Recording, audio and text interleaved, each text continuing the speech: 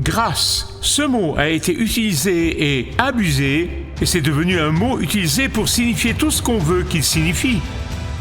Cette série de messages va défier chacun de nous. Vous allez voir comment la grâce de notre Seigneur annule les plus flagrants échecs même. Vous allez apprendre comment aimer et chérir la grâce de notre Seigneur Jésus-Christ au lieu de se vautrer dans votre peine et votre culpabilité.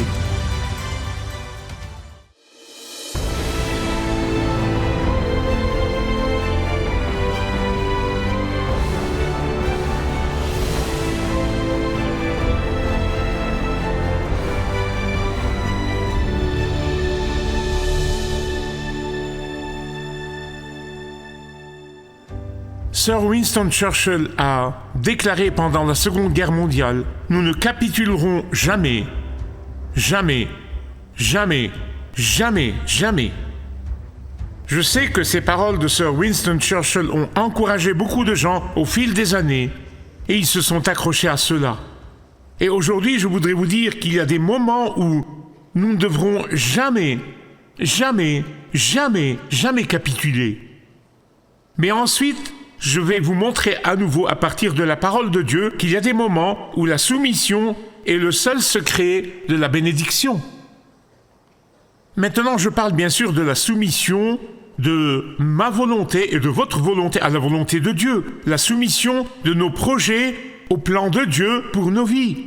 La soumission de nos désirs à son désir pour nous. C'est de cette soumission que je parle et c'est pourquoi j'aimerais l'appeler la soumission douce. Pouvez-vous dire ça avec moi? Maintenant, je veux vous donner un avertissement. Un avertissement. Un avertissement. Cette soumission n'est pas toujours agréable. Il y a des moments où cette soumission ne semble pas agréable.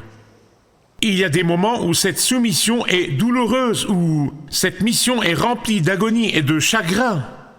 Pourquoi dis-je ceci? Parce que par nature, et la Bible appelle cela la chair, notre nature charnelle par nature, nous voulons faire ce que nous voulons. Par nature, nous voulons notre propre façon. Par nature, nous voulons tracer notre propre chemin. Par nature, nous voulons être les capitaines de nos navires, les navires de nos vies. Par nature, nous voulons être les maîtres de notre destin. Par nature, nous voulons gérer nos problèmes. Et par nature, nous aimons et nous adorons notre propre force, notre propre pensée et notre amour propre. Tout va très bien pour ceux qui essayent jusqu'à ce que le navire de la vie heurte un iceberg et le navire commence à prendre de l'eau. Et puis, il commence à penser à se soumettre. Et c'est là que nous trouvons notre ami Jacob dans Genèse 32. Nous avons commencé à regarder la vie de cet homme à travers le prisme de la grâce de Dieu qui se multiplie. Jacob était un homme dont le nom devait être changé de Jacob à Israël. Parce que vous voyez, c'est ce que fait la grâce de Dieu. Il y a des gens dans l'Église de Jésus-Christ qui pensent que ceux d'entre nous qui sont dans la tradition réformée croient que la grâce est simplement une licence pour vivre dans le péché après le salut. Et c'est pourquoi ils la rejettent, mais c'est un malentendu. Et j'ai souvent cité Charles Spurgeon, qui a dit que la grâce de Dieu qui ne transforme pas notre vie à l'image de Jésus-Christ n'est pas la grâce de Jésus-Christ. Vous voyez, la grâce doit nous changer chacun de nous, de Jacob à Israël. Et donc, ici, nous le voyons très clairement dans Genèse 32. Jacob est véritablement pris entre le marteau et l'enclume. Dans Genèse 32, vous verrez Jacob dans une situation très difficile. Son oncle et son beau-père en même temps étaient en train de le poursuivre. Et il le pourchassait. Son frère Ésaü, qui avait juré 20 ans plus tôt de tuer Jacob, se dirigeait vers lui. Je veux dire, pensez-y, ce n'est pas être entre le marteau et l'enclume, c'est plutôt le marteau vient vers vous et l'enclume aussi à une vitesse vertigineuse. Voici comment je le décrirai, mes chers amis. Pile vous perdez, face vous perdez. Il n'y a pas moyen de sortir. Son oncle le poursuit, il veut le dominer. Son frère est devant lui, il veut le tuer, ou du moins, c'est ce que pensait Jacob. C'est exactement ce qu'il pensait. C'est quelque chose qu'il avait en tête et il le croyait. Même si ses craintes n'étaient pas fondées sur des faits, même si ses craintes étaient fondées sur des conjectures, même si ses craintes n'étaient pas basées sur la réalité, il y croyait. C'est ce qu'il pensait. C'est ce qu'il anticipait dans sa pensée. Alors regardez attentivement cet épisode très excitant de la vie de Jacob. Si vous examinez la situation, vous découvrirez bien sûr ici dans les versets 1 et 2 de Genèse 32 que Jacob a vu un ange du Seigneur passer devant lui. Mais cela ne suffisait pas. Car il y a bien plus encore. Au cours des 20 dernières années, Jacob a vu la main de Dieu travailler en lui. En particulier, au cours des 6 dernières années, Dieu l'a béni intensément, d'une manière qu'il n'aurait jamais pu imaginer. 20 ans plus tôt, il avait eu une vision du Christ préincarné, d'une échelle allant de la terre au ciel et des anges qui montaient et descendaient. C'est pourquoi il a appelé l'endroit ceci la maison de Dieu, Beth-El. Mais bien avant sa naissance, Dieu a donné une prophétie à sa maman selon lequel le descendant du Messie viendrait de sa lignée et non de son frère Ésaü. 20 ans plus tôt, Jacob a eu une vision. Dieu a accompli ses promesses. Il l'a béni. Il a laissé un homme solitaire et il dit ceci dans le verset 10, « Maintenant je peux former 2 camps. » Dieu a promis à Jacob qu'il serait l'accomplissement de l'alliance que Dieu a conclue avec son grand-papa Abraham. Et pourtant, de tous ces faits, avec toute cette connaissance, avec toutes ces réalités, dans un moment de panique et de peur, Jacob a oublié tout ça. Êtes-vous passé par là aussi? Je veux dire, vous regardez en arrière pour voir la façon dont Dieu vous a béni, Dieu vous a protégé, comment Dieu a fait les choses pour vous, et vous êtes époustouflé, mais ensuite, un moment de peur, un moment de panique, et tout ça est oublié. Ah, mais quelques rumeurs, des histoires, de fausses informations, un malentendu, et nous allons en mode survie et nous commençons nos propres projets. Verset 9. Jacob a fait une prière télégraphique et il n'était pas vraiment sûr que Dieu répondrait. Il n'en était pas encore vraiment sûr. Il priait juste rapidement et espérait le meilleur. Alors il s'est demandé, de quoi je me rappelle chez mon frère Ésaü? Ça fait 20 ans que je ne l'ai pas vu, mais je me souviens de certaines choses à son sujet. De quoi je me rappelle chez lui? Comment est sa personnalité? Quel genre de personne est-il? Ah, je me souviens. Il est gourmand et cupide. Il aime la gratification instantanée. Il m'a vendu son droit d'aînesse pour un bol de soupe. Il veut satisfaire son appétit féroce, si je me souviens bien. Je sais quoi faire. Je nourrirai sa cupidité. Je nourrirai sa convoitise. Je lui enverrai des choses. Voici son plan. C'est ce que je vais faire. Je vais lui envoyer des chèvres. Puis attendre et espérer qu'il aime les chèvres. Mais s'il n'aime pas les chèvres, je vais lui envoyer des chameaux. Peut-être qu'il aimera les chameaux. Mais s'il n'aime pas les chameaux, je lui enverrai des ânes. Les ânes sont mignons, n'est-ce pas? Je vais lui envoyer des ânes. Et s'il n'aime pas les ânes, j'enverrai des moutons. Je vais continuer à lui envoyer des choses jusqu'à ce qu'il obtienne quelque chose qui lui plaît. Il paniquait et tentait de soudoyer son frère. Mes précieux frères et sœurs, ce que Jacob n'a pas réalisé, c'est que Dieu avait déjà entendu et répondu à sa prière, et qui lui répondait d'une manière qu'il n'aurait jamais pu imaginer. Regardez Jacob attentivement avec moi, s'il vous plaît. Dieu n'a pas seulement préparé le cœur de son frère Ésaü quand il l'a amené à se repentir et à pardonner à son frère Jacob, mais Dieu lui-même s'est manifesté. Soyez très prudents lorsque vous faites une prière comme celle-ci, parce que Dieu se montrera et ne le manquez pas lorsqu'il se présentera. Ne le manquez pas. Ésaü a envoyé une armée de 400 hommes, non pas pour tuer son frère Jacob, mais pour former un comité d'accueil. Comment aimez-vous les pommes? Je me demande combien d'entre nous, dans nos complots, nous devenons tellement possédés par nos propres émotions négatives, notre propre imagination négative, et pensons au pire. Je veux partager avec vous 4 réflexions. À chaque fois que vous vous trouvez face à un dilemme, posez-vous cette question. Si vous n'avez ni crayon, ni papier, prenez votre iPhone et prenez donc note. Écrivez ces choses. J'espère que vous ne les oublierez jamais. Vous n'en aurez peut-être pas besoin maintenant, mais vous en aurez besoin à un moment donné. Tout d'abord, découvrez ce qui vous fait trembler. Deuxièmement, comprenez la nécessité de la lutte. Et troisièmement, découvrez la bénédiction de s'accrocher. Et quatrièmement, faites l'expérience du pouvoir de la boiterie. Ce sera clair dans une minute, d'accord? Découvrez ce qui vous fait trembler. Si vous êtes confronté à un problème, réel ou imaginaire, qu'il soit dans votre esprit ou non, peu importe.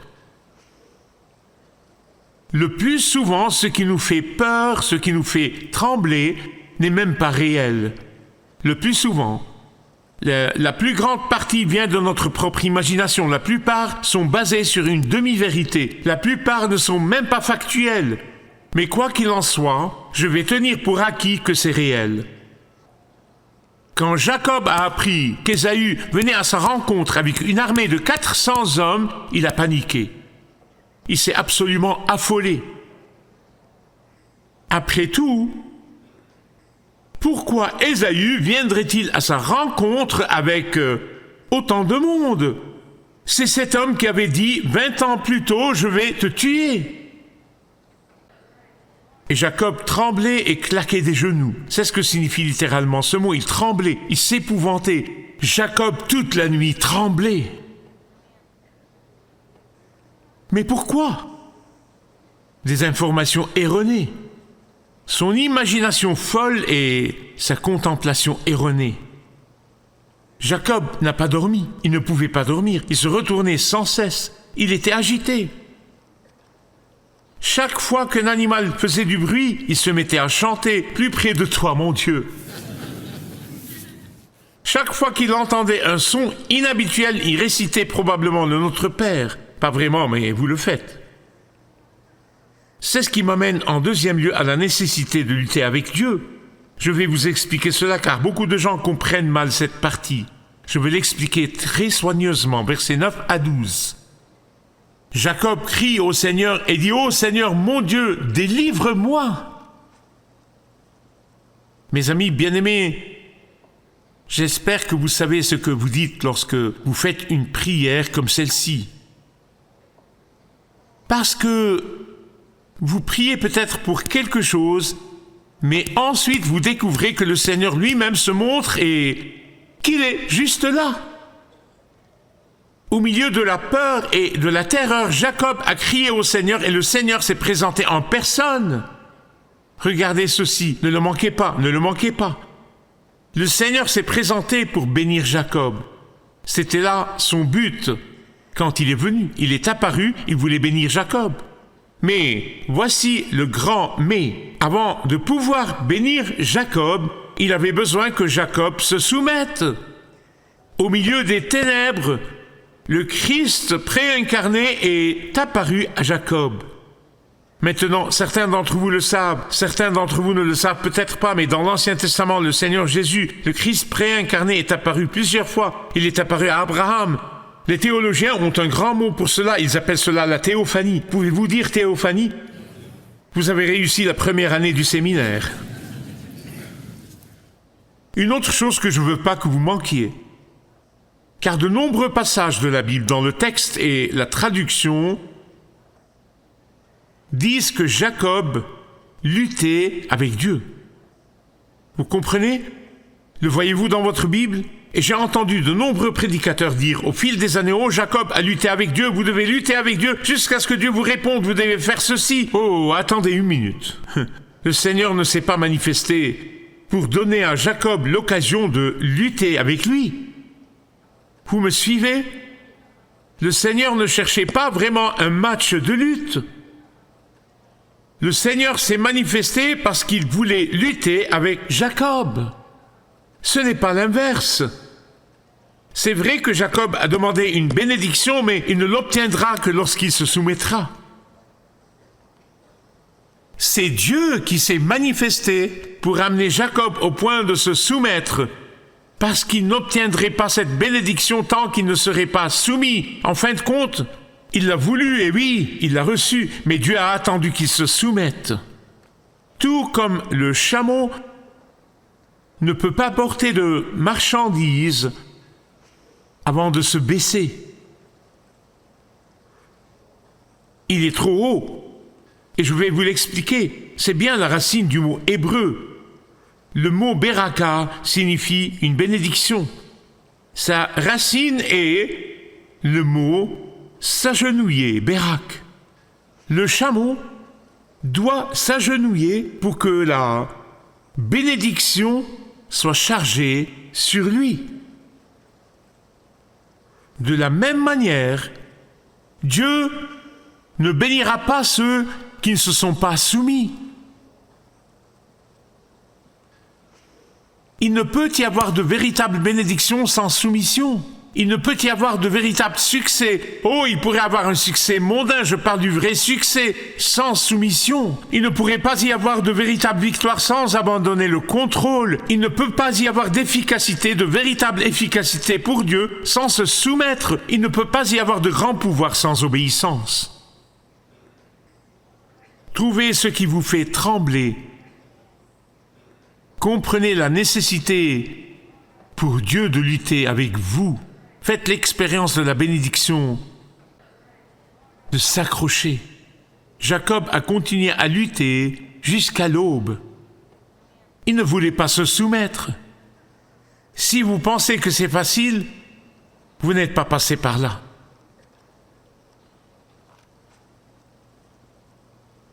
Il a tenu obstinément. Il voulait une bénédiction du Seigneur, mais le Seigneur ne lui a pas donné la bénédiction tant qu'il ne s'était pas soumis. Et comme le Seigneur ne voulait pas que Jacob voie son visage, il était sur le point de partir sans le bénir, car Jacob ne se soumettait pas. Bien-aimé, je crois personnellement que Jacob savait pourquoi le Seigneur luttait avec lui. C'était pour son bien. C'était pour son bien. Alors il s'est accroché au Seigneur. Ce que le Seigneur veut de ses vaisseaux choisis, ce qu'il veut d'eux, c'est qu'ils apprennent.